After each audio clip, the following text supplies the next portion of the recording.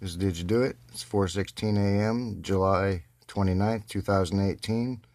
And I'm reaching out to Steve Olson and Eric Briggs.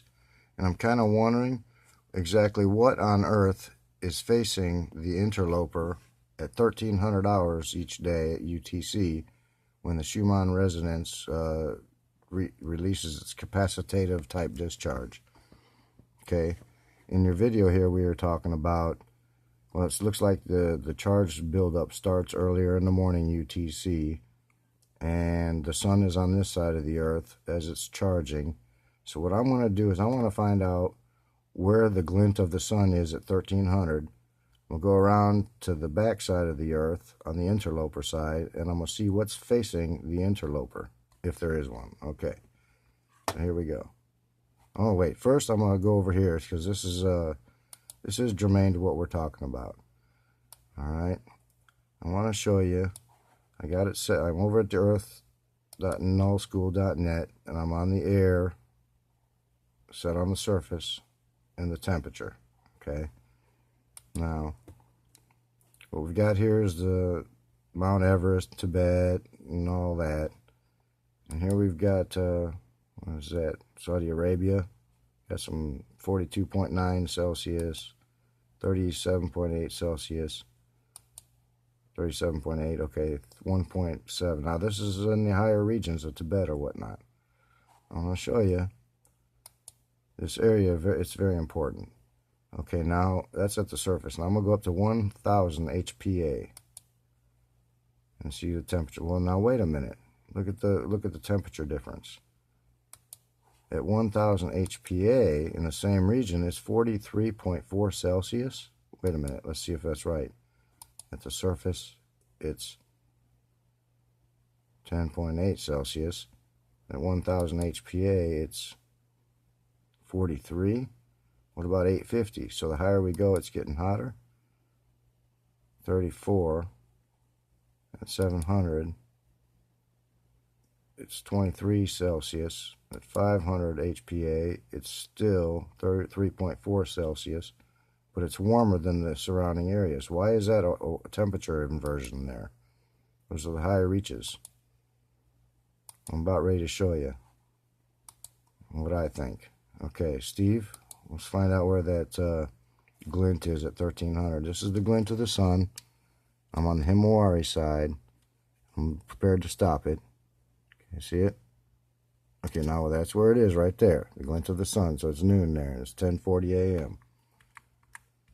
We'll move forward to, okay, the sun glint is just eclipsing the horizon there. Okay, 13, 12, 20, 1300. Okay, so the glint of the sun is right there. Okay, what is there? It's India. It looks like just past India. Wait a minute, let's see. Okay, right in this area here it looks like.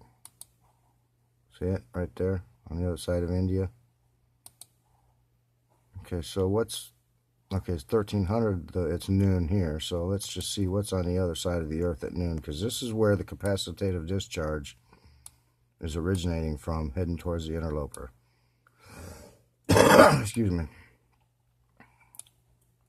Well, what's that? What's over there? Is that Yellowstone? Is the capacitative charge? Sorry. See that?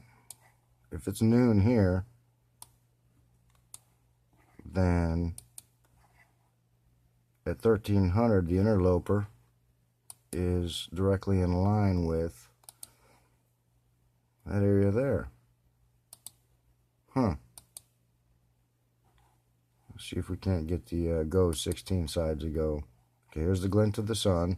Seems to go around the North Pole. Well, it's not the sun here, see? I think this is the sun simulator going in a straight line. Then I think this is our second sun that darts around here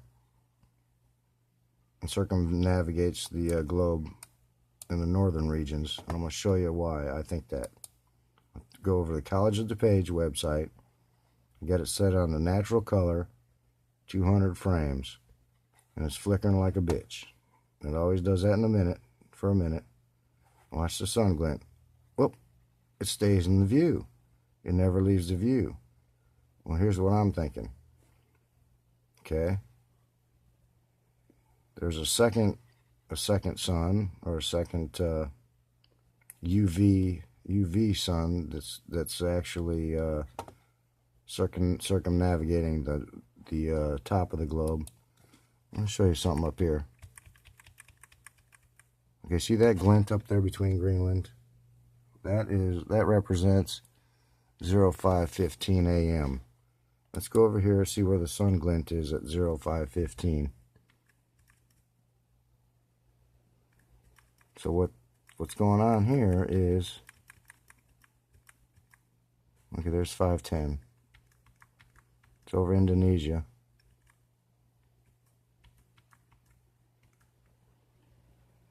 Okay, there's where the glint of the sun is at 5:10 a.m. UTC. And look at that right there. There is our temperature inversion right there.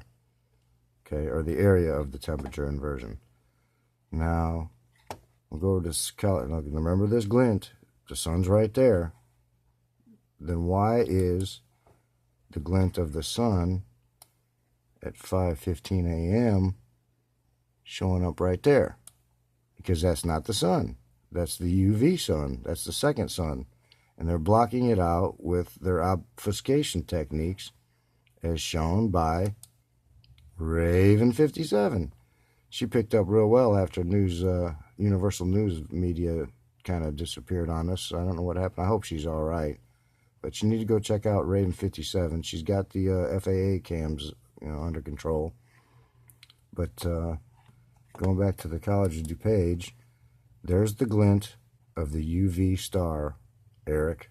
Okay, and in the next frame you'll see that there's the beginning of what they were trying to call the ghost eclipse, the false signatures given by the sun. Well, that's not the sun. That's the star. Was it Ceres, or it could be anything? The UV sun. See the glint? Okay, watch. Okay, I'm proposing there's a planet, a second light source that circumnavigates right here, and at a certain time of the day, they turn the sun simulator on, and it goes straight across the equator. And I think they're just totally blocking out our regular old sun. But check this out. I think it's going straight across. Watch.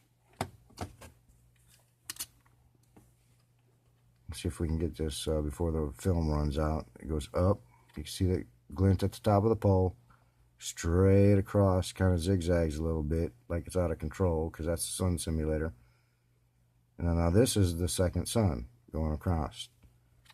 At some point, the sun simulator is turned on right in here, and it goes across straight.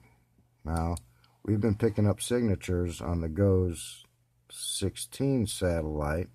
This is in the GLM-L2 accumulated group counts, and we've been picking up signatures that goes across the center of the equator at, let's see.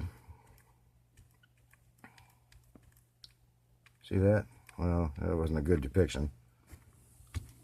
But right in the middle there, it goes straight across every day at the same time. And that would be the sun simulator. That's just too much energy for our regular sun, and it goes straight across.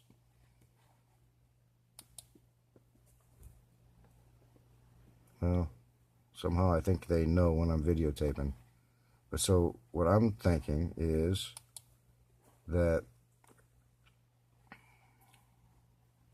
there is a second light source out there. This represents a sun simulator, I believe. Alright, there's something else I wanted to make a comment about. Now, we're going to see, this is the dawn line. Watch how close that glint is to the dawn line. Now, it seems to slow down. It's lagging behind the dawn line. Slow. Now, watch the dusk line. It's catching up to the sun glint. All of a sudden, it's right on its ass. Okay. Now, the sun's right on the dawn line, but it's starting to slow down. Slow down. Look where the dawn line is. Now, dusk is catching right up to it. Look at that. Because that's the sun, that's the second sun. This is a sun simulator here. And look at this, there's Eric's star heating up the Tibet region or whatever. I don't know, there's a